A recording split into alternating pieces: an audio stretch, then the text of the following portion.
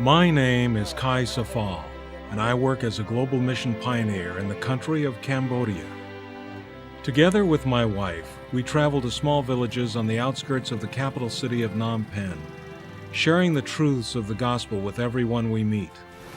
Our little bike has lots of kilometers on it, and we sometimes will visit villages that are more than 30 kilometers away.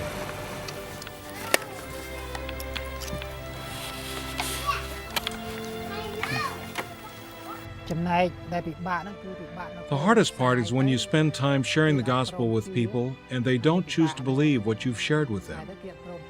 Our greatest desire is for them to believe in Jesus, and when they don't, it can be difficult to take. One of the ways to reach out is to go speak one-to-one with people, share the gospel with them that way.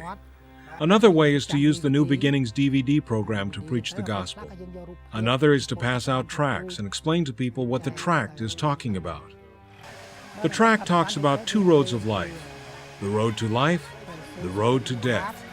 It tells about the life of Jesus, the reason why he came, his death and resurrection, going to heaven, and coming back again. When I go and visit villages and share the gospel, I find that people don't reject the message right away. But it is only a handful that fully accept and receive the message into their hearts. Most of society feels that religion is for old people.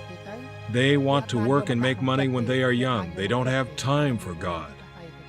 But the ones that find God are true to Him, and their lives are really changed. You can see it on their faces when they read the Bible and really understand what it says. When they pray, they have a peaceful look that reflects the love that they have for God. This is what brings me joy. This is why I became a global mission pioneer. Because I wanted to be able to have as many people as possible hear the gospel so that they too could receive salvation. My hope for the membership of the Adventist Church in Cambodia is that they will take our message of truth and the Word of God to those who don't know and share with them so that the church can grow and the truth can be spread throughout Cambodia.